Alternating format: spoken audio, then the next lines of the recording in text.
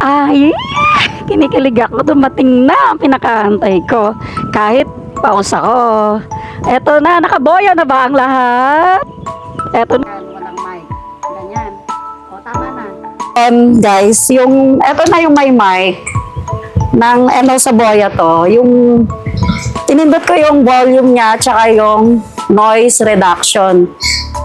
Hindi ko pa kasi totally nababasa kung ano bang kulay ng noise reduction doon, kung kulay green na. So, trinay ko muna. Pagkukumpara ko kasi yung without mic at saka with mic. Okay na.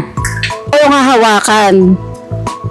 Tingnan ko nga, ay kaso naka-noise reduction pa rin yan, di ba?